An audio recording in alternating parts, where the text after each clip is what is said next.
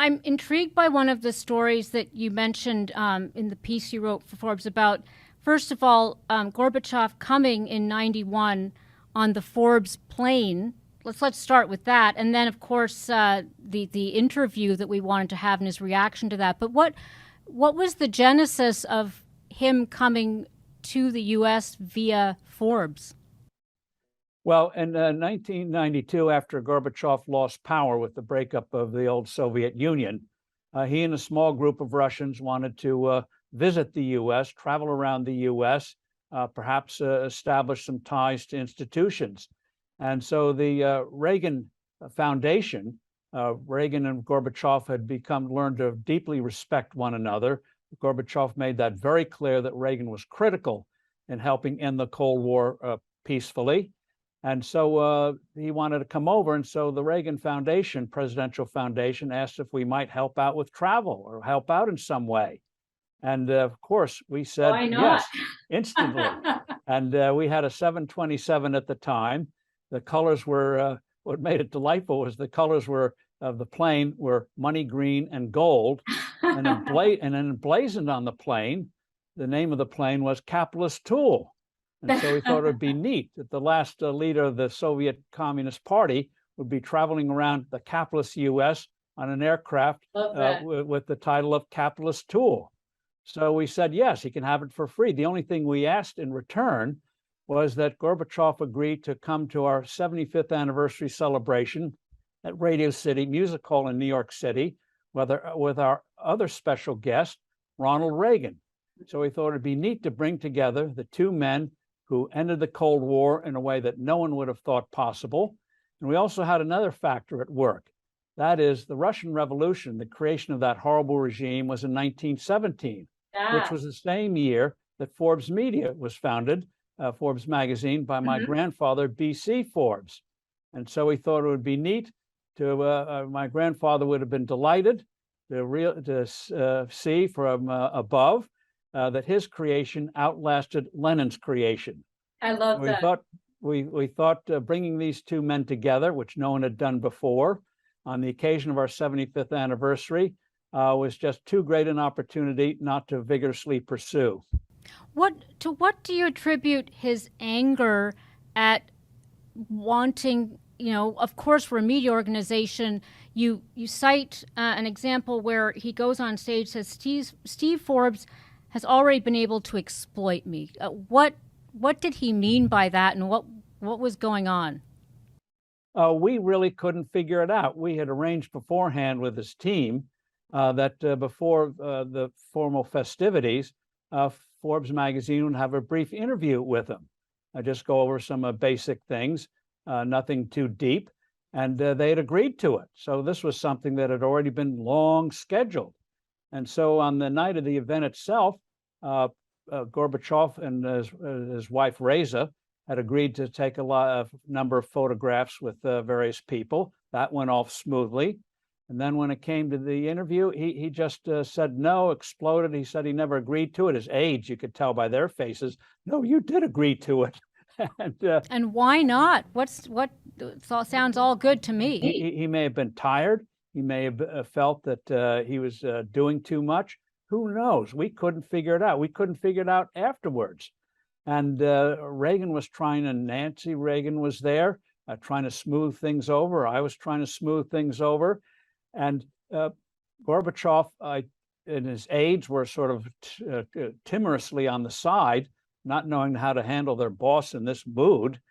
And so we thought for a moment this whole thing was going to come crashing down for reasons we couldn't really understand. And unfortunately, his wife Reza was egging him on. We couldn't understand the Russian, but we could tell from the body language and the tenor of the words that she was firmly on his side and wanted him to scuttle the thing. Well, fortunately, he calmed down, and the show went on. And as we mentioned in the piece, Reagan gave the first round of remarks, and he was humorous, he was funny, made some great observations, but laced it with some good humor. So when Gorbachev came on, when he said, "Oh, Steve Forbes is trying to exploit me," people in the audience thought he was trying to be humorous. And so instead of scowling, they they laughed.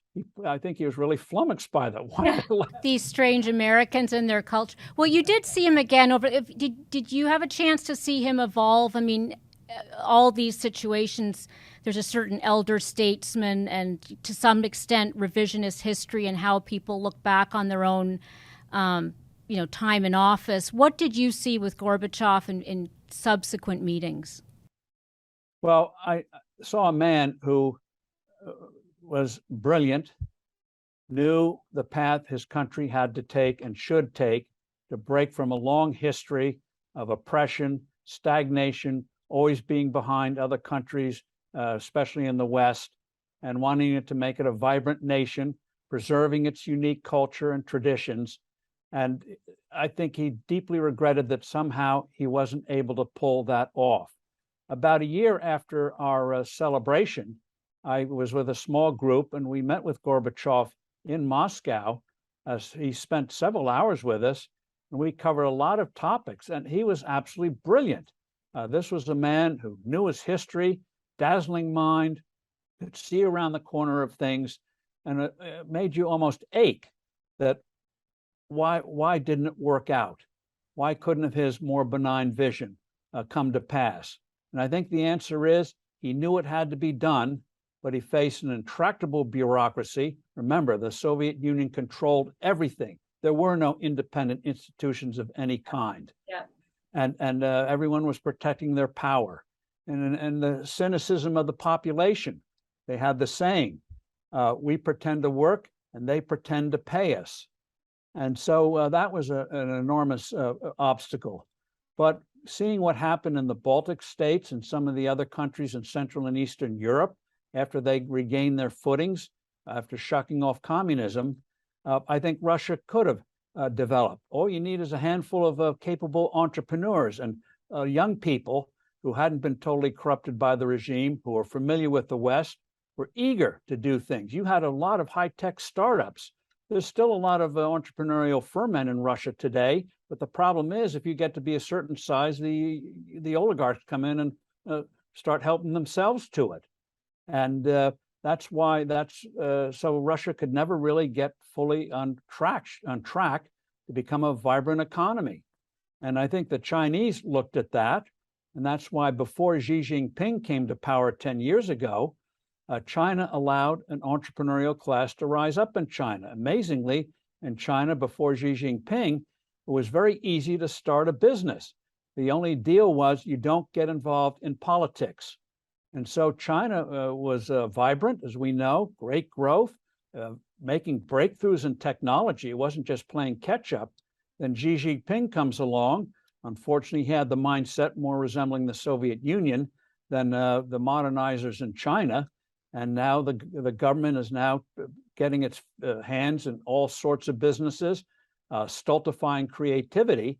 And so I think China has real deep long-term problems unless Xi Jinping changes policy or a new set of leaders come in who will go back to what China was doing before Xi Jinping and allow the kind of entrepreneurial creativity that makes for a prosperous country. I'm glad